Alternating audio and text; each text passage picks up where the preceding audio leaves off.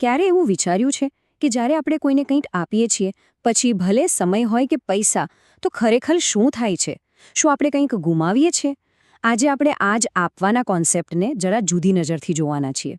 શું એ એવો ખર્ચ છે જે આપણને ઓછો કરી દે છે કે પછી એવું રોકાણ છે જે અનેક ગણું થઈને પાછું આવે છે?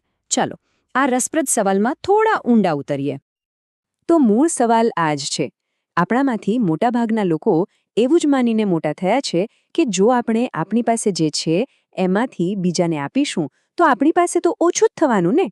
પણ શું આ ગણિત ખરેખર આટલું સીધું સાદું છે કે પછી એની પાછળ કોઈક મોટું સાર્વત્રિક સત્ય છુપાયેલું છે જે આપણને દેખાતું નથી?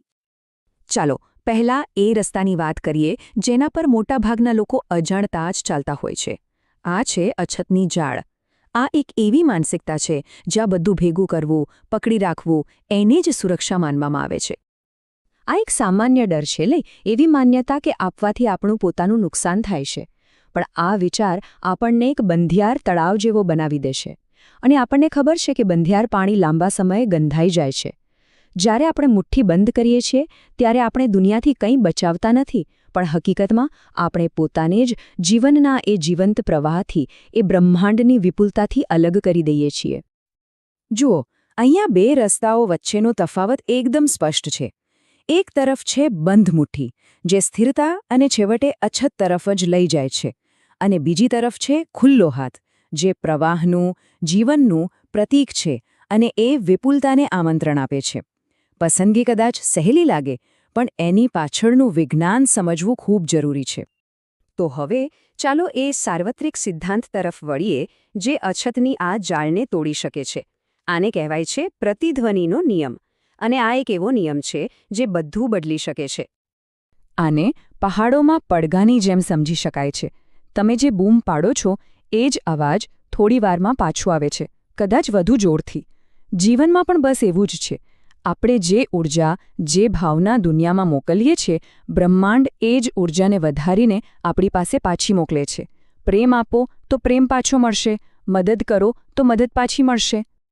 આ નિયમનો સૌથી સુંદર અને જીવંત ઉદાહરણ તો આપણને આપણી આસપાસ પ્રકૃતિમાં જ જોવા મળે છે. જુઓ, ખેડૂત એક મુઠ્ઠીભર બીજ વિશ્વાસ સાથે જમીનને આપે છે. અને જમીન, એ પ્રકૃતિ, એની ઉદારતાનો બદલો 1000 ગણો કરીને પાછો આપે છે. આ કોઈ જાદુ નથી, આ તો પ્રકૃતિનો મૂળભૂત નિયમ છે, આપવાનો નિયમ. આ આંકડા પર ખાસ ધ્યાન આપો. 1000 ગણું વળતર.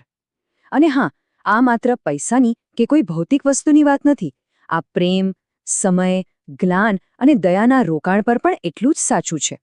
જે કંઈ પણ સાચા દિલથી આપવામાં આવે છે તે હંમેશા અનેક ગણું થઈને, ક્યારેક એવી રીતે પાછું આવે છે જેની આપણે કલ્પના પણ ન કરી હોય. અને મજાની વાત તો એ છે કે આ માત્ર કોઈ આધ્યાત્મિક વાત નથી. વિજ્ઞાનનો મૂળભૂત સિદ્ધાંત પણ આ જ કહે છે. ઊર્જા સંરક્ષણોનો નિયમ શું કહે છે? કે ઊર્જા ક્યારેય નષ્ટ નથી થતી, એ ફક્ત પોતાનું સ્વરૂપ બદલે છે.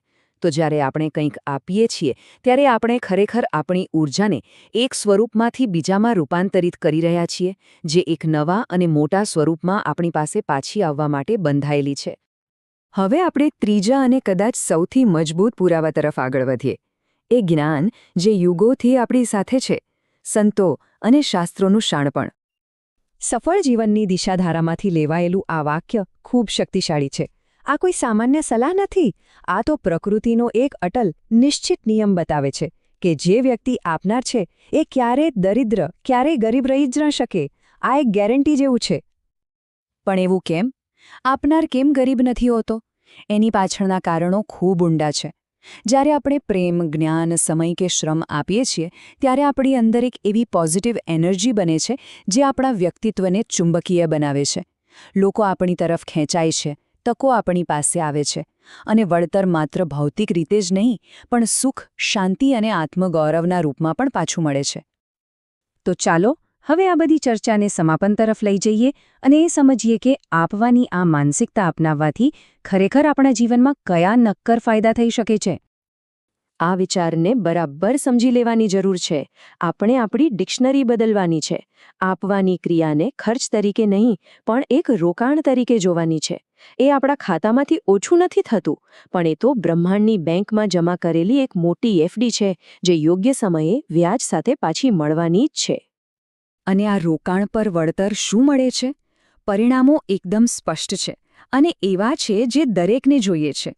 જ્યારે આપણે સમય અને પ્રતિભા સાથે ઉદાર બનીએ છીએ ત્યારે આપણો માનસિક તણાવ ઓછો થાય છે, આપણને એક સાચો અને લાંબો ટકનારો આનંદ મળે છે અને આપણું આખું જીવન વધુ સકારાત્મક બને છે. આ તો આત્મવિકાસનો સૌથી મજબૂત પાયો છે.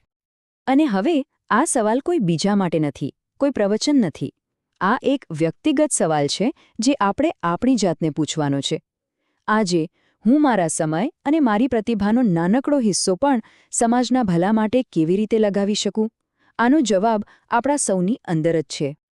અને અંતે બસ આ જ એક વાત યાદ રાખવાની છે. ઉદાર બનવું, વહેંચીને જીવવું એ કોઈ બહારથી લાદવામાં આવેલો નિયમ નથી. એ તો આપણી આત્માનો વાસ્તવિક અને મૂળભૂત સ્વભાવ છે.